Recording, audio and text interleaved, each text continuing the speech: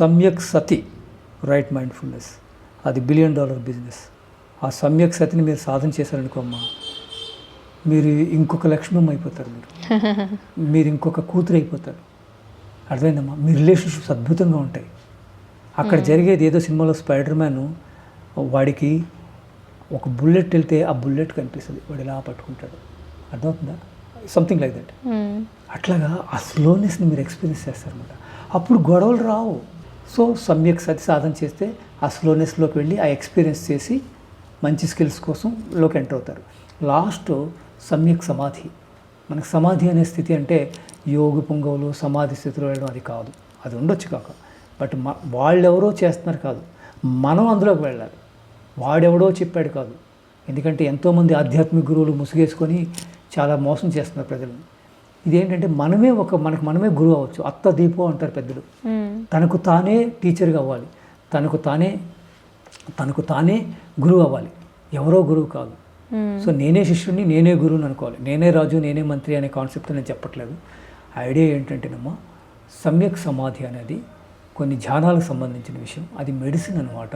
ఎవరైనా డీప్ కష్టాల్లో, నేను చాలా కష్టాల్లో ఉన్నాను బాధపడిపోతారు, మానసిక రోగం అనమాట అది. నిజానికి నాకే ఎందుకు అవుతుంది అని అంటారు. ఒక్కసారి ఈ సమ్యక్ సమాధిలోకి, సమ్యక్ సతి ద్వారా సమ్యక్ సమాధిలోకి వెళ్తే ఏమవుతుందంటే, నాకే ఎందుకు అవుతుందనే ప్రశ్న రాదు. ఇంకా కష్టాలు వస్తాయి, ఇబ్బందులు వస్తాయి. పద్మవ్యూహంలోకి వెళ్ళడమే కాదు, అందులో బయటికి రావడం కూడా పిల్లలు తెలియాలి. ఏ లవ్ అఫేర్లోనూ పడతారు, లేదనుకుంటే ఏ తప్పు జాబ్లోనూ పడతారు, లేకపోతే తండ్రి ఎందుకో కోపం వచ్చి తిడతాడు, తల్లి ఎందుకో అంటుంది, అత్తగారు ఏదో మాట అంటారు, భర్త ఏదో అంటాడు, భార్య ఏదో అంటాడు. అది పట్టుకొని ఆహ్వానం చూపించి విక్టిమ్ మోడ్ ప్లే చేసి ఏడవడం అనేది ఒక అందమైన ఆట విడుపులాగా ఏడుస్తూ బాధపడిపోతూ నాకే ఎందుకు ఇలా జరిగింది అనేది బలహీనత, మానసిక బలహీనత. మనస్సు అన్ని ధర్మాలకి మూలం కదా. నువ్వు అధర్మం ఫాలో అయితే బలహీనత అవుతుంది, ధర్మం ఫాలో అయితే బలం వస్తుంది, ఆ శక్తి వస్తుంది. ఇప్పుడు నేను చెప్పిన 8 ధర్మాలు కూడా ఆర్య అష్టాంగ మార్గం అంటారు, 8 ఫోల్డ్ పాత్ అంటారు. అది అద్భుతమైన సొల్యూషన్ అమ్మా. నేను మాట్లాడిన దానికి right skills for right livelihood దానికి ముందు 8 స్క్వేర్ అని వస్తుంది. అక్కడ 8 అంటే ఏంటనుకున్నారు? 8. ఆ 8 ఇవే, ఈ 8 స్కిల్స్.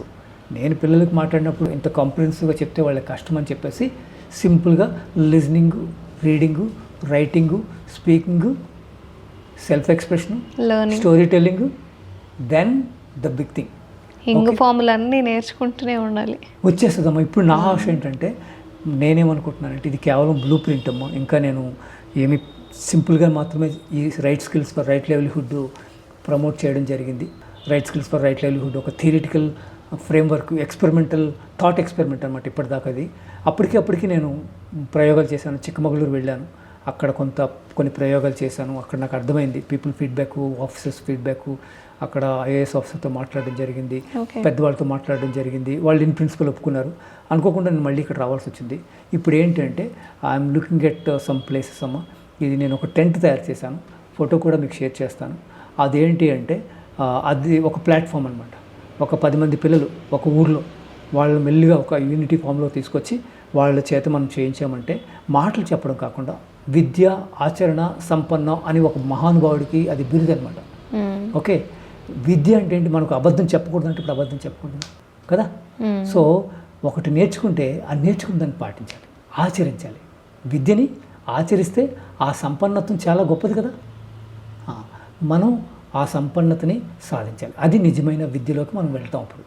సో ఈ 8 ఫోల్డ్ పాత్ అనేది మీరు చెప్పిన ప్రతి సమస్యకి కూడా అదే ప్రాబ్లం డెఫినేషను, అదే సొల్యూషన్ డెఫినేషన్. ఎందుకంటే స్కిల్స్ ఉన్నాయి అందులో. జీవన కళ, ఆర్ట్ ఆఫ్ లివింగ్ అని చెప్పేసి చాలామంది డబ్బు చేసుకుంటున్నారు.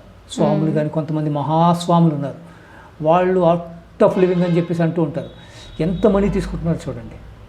అక్కడ మనీనే కమర్షియల్ ఎలిమెంట్ ఉంటుంది. యూత్ అది చూడరు వాళ్ళు. పాపం బాగా మాట్లాడుతున్నారు కదా అని వెళ్తారు. అదే కాలమసుత్త అనేది ఏంటో తెలిసిందనుకోండి, ఓహో వీడు డ్రామా ఆడుతున్నాడు, మన దగ్గర డబ్బులు తీసుకుంటున్నాడు అంటే. Lacking is critical thinking. 4 skills అని స్టార్టింగ్లో చెప్పాను కదా, creativity, collaboration, communication and critical thinking. ఆ క్రిటికల్ థింకింగ్ కోల్పోయి మన ఆత్మను కోల్పోతున్నాం. మన soul, we're selling our soul to western mind. వాళ్ళ భాష తీసుకుందాం కానీ వాళ్ళ ఫిలాసఫీని తీసుకోవద్దు. మనకు వివేకం ఉంది, వాడికి వివేకం లేదు. That is the contrast between east and west. And we have an edge here. next 1000 years or next 500 years or at least next 100 years. I mean it and I confirm it later point of time.